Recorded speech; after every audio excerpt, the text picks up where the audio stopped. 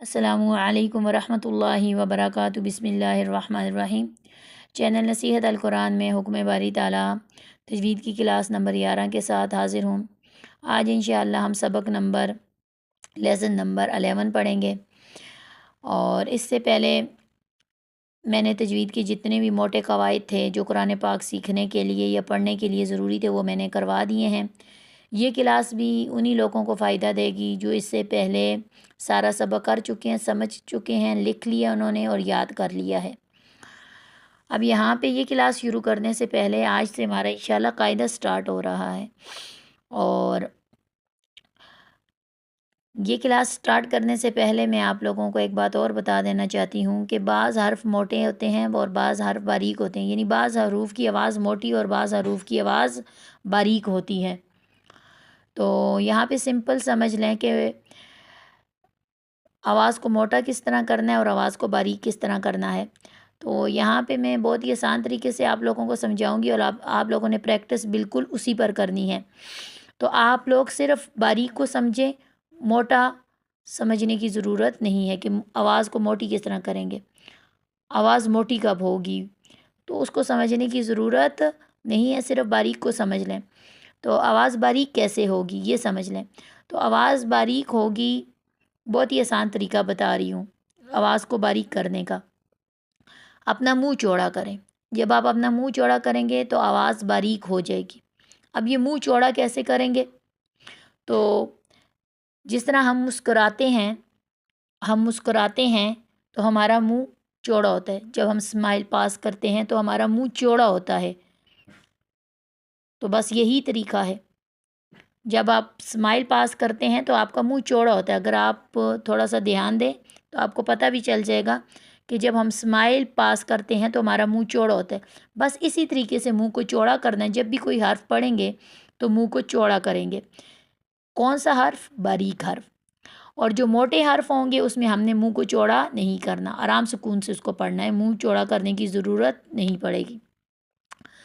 اب یہ منہ کب تک چوڑا ہوگا؟ جب تک آپ لوگوں کی پریکٹس نہیں ہو جاتی۔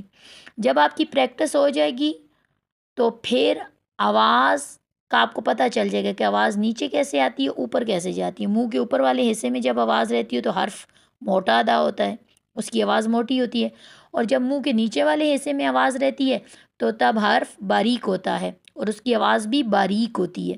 تو یہ آپ لوگوں کو جب سمجھ آ جائے گا تو پھر آپ کو منہ باہر سے چوڑا کرنے کی ضرورت نہیں پڑے گی۔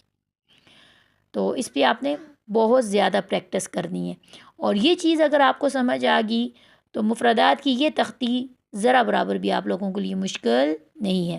باقی رہ گئے مخارج، تو مخارج میں کروا چکی ہوں، یعنی کون سا حرف کہاں سے ادا ہوگا اور اس کو ادا کرنے کا کیا طریقہ ہے، یہ میں پہلے لکھوا چکی ہوں۔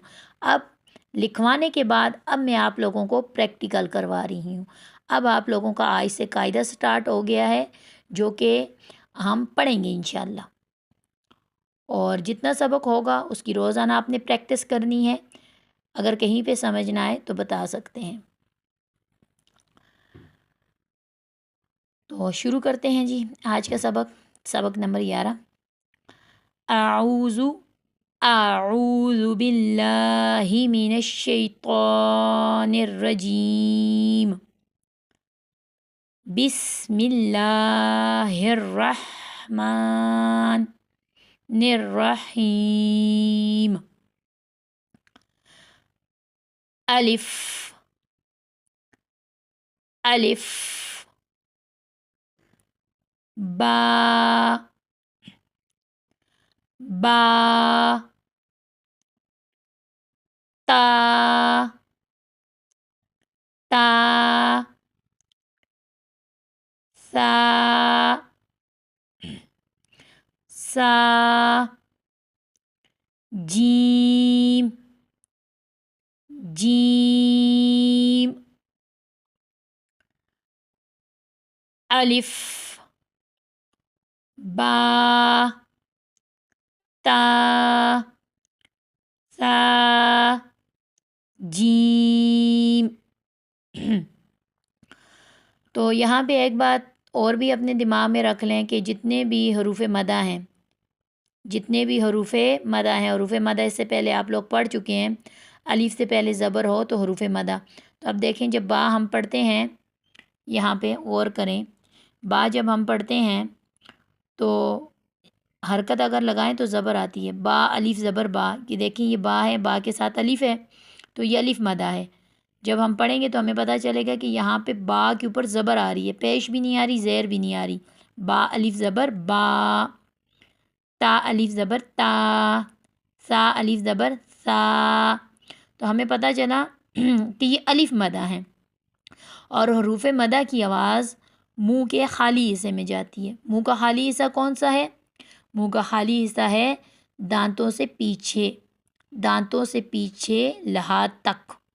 لحاظ تک، لحاظ کسے کہتے ہیں؟ ایک گوشت کا ٹکڑا جو آپ کے گلے میں، ہم سب کے گلے میں لٹک رہا ہے، اس کو کہتے ہیں، وہ لحاظ ہے. تو منہ کے دانتوں کے پیچھے سے آپ نے حساب لگانا ہے، دانتوں کے پیچھے سے لے کر لحاظ تک، اس کو ہم منہ کا خالی حصہ کہتے ہیں. اور معذرت چاہتی ہوں، آواز تھوڑی میری خراب ہے، گلا خراب ہونے کی وجہ سے. کافی ٹائم سے جو ریگولر میرے ساتھ جڑے ہیں ان کو پتہ ہے، تو گلا خراب ہونے کی وجہ سے صحیح طریقے سے پڑھ نہیں پاتی. تو آپ سب سے دعاؤں کی درخواست ہے کہ دعا کریں کہ میرا گلا جلدی ٹھیک ہو جائے. تو چند ایک چیزیں اپنے دماغ میں رکھ کر آپ نے سبق پڑھنا ہے. اور وہ چند چیزیں کون سی ہیں؟ ایک، آواز اندر جانی چاہیے، منہ کے اندر جانی چاہیے، باہر نہ نکلے. نمبر دو، کون سا حرف موٹا ہے اور کون سا حرف باریک ہے.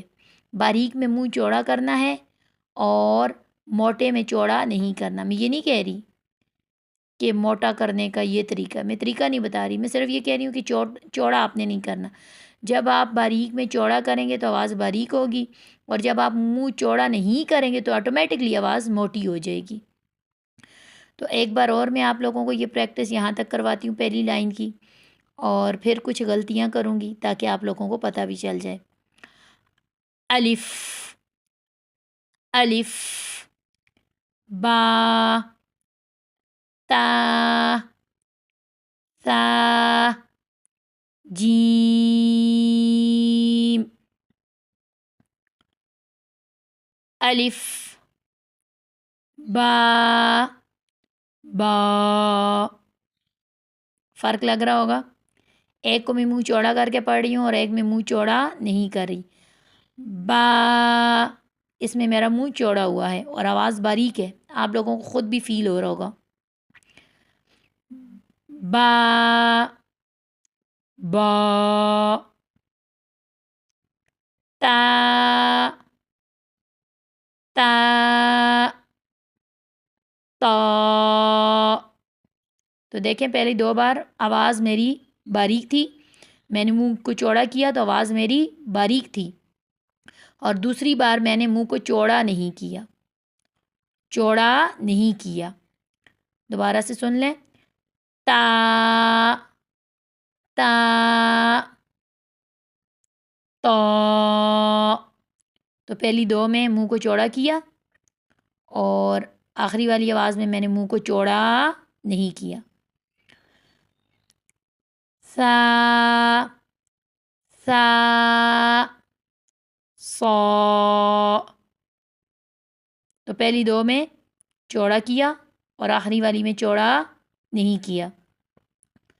جیم، جیم، جیم، جیم. تو پہلے تین میری آوازیں باریک تھیں، اس میں منہ میں نے چوڑا کیا اور آخری آواز میں نے منہ چوڑا نہیں کیا. تو مجھے اپنے اللہ سے امید ہے کہ آپ لوگوں کو حرف کو باریک کرنا اور موٹا کرنا آ گیا ہوگا. جب آپ کو حرف کو موٹا اور باریک کرنا آ جائے گا، یقین جانیں یہ تختی آپ لوگوں کے لیے ذرا برابر بھی مشکل نہیں رہے گی. ہمارا مقصد چونکہ قرآن پاک سیکھنا ہے، قرآن پاک پڑھنا ہے، اور قرآن پاک میں جو موٹی نمایاں غلطیاں ہیں ان کو ختم کرنا ہے. اور یہ کلاس ہر اس انسان کے لیے ہے جو قرآن سیکھنا چاہتا ہو، چاہے وہ بچہ ہو، چاہے وہ بوڑھا ہو، چاہے وہ جوان ہو، یہ سب کے لیے ہے. اور یہ بالکل میں آسان طریقے کے ساتھ لے کر جا رہی ہوں تاکہ لوگوں کو قرآن پڑھنا آ جائے. لوگ قرآن پڑھنا سیکھنا چاہتے ہیں لیکن سیکھ نہیں سکتے، تو تاکہ ان کے لیے آسانی والا معاملہ یہاں پر ہو جائے۔ تو بالکل بچوں والی چیزیں بتاتی ہوں، اور جو پوائنٹ ہوتے ہیں بس ان کو نوٹ کر لیا کریں، جو چیز میں بتایا کروں پریکٹس بالکل اسی پر کرنی ہے۔ ابھی جیسا کہ میں نے بتایا کہ منہ کو چوڑا کرنا ہے باریک کرنے کے لیے، تو منہ کو چوڑا ہی کریں گے، اور چوڑا کرنے کا میں نے طریقہ بھی بتا دیا۔ جیسے ہم اسمائل پاس کرتے ہیں تو ہمارا منہ چوڑا ہوتا ہے، بالکل ایسے ہی چوڑا کرنا ہے، اور جب حرف کو موٹا کریں گے تو منہ چوڑا نہیں کرنا۔ یہ بہت خاص ہے، بہت ہی خاص سبق ہے یہ۔ اب ایک بار اور پڑھاتی ہوں، پھر انشاءاللہ اس کی آپ لوگوں نے پریکٹس کرنی ہے، اور پھر ہم انشاءاللہ نیکسٹ لائن کی طرف جائیں گے۔ الف، با، تا، ثا، جیم۔ الف، با، تا، ثا، جیم۔ الف، با، تا، ثا، جیم۔ تو اس کی آپ لوگوں نے پریکٹس کرنی ہے، اور یہ جیم کو جو میں نے زیادہ لمبا کیا ہے اس کی بھی وجہ میں نے پہلے بتائی ہوئی ہے آپ لوگوں کو، کہ حروف مدہ اور حروف لین کے بعد اگر وقف آ جائے تو اس حرف کو کم از کم 3 سے 4 الف کی مقدار لمبا کرتے ہیں، 3 سے 4 الف کی مقدار لمبا کرنا ہوتا ہے، 3 سے 4 الف کی مقدار اس کو لمبا کریں، تو اتنا اس کو لمبا کرنا ہوتا ہے۔ حروف مدہ کو 2 حرکات یعنی 1 الف کے برابر لمبا کرنا ہے، اور اس کو زیادہ لمبا کرنا ہوتا ہے۔ 4 حرکات 2 الف کے برابر بھی کر سکتے ہیں، اور اگر زیادہ کر لیں تو بھی بہتر ہے، 3 الف کے برابر اس کو لمبا کر لیں، یعنی اس کو کم لمبا کرنا ہے اور اس کو زیادہ لمبا کرنا ہے۔ السلام علیکم ورحمۃ اللہ وبرکاتہ۔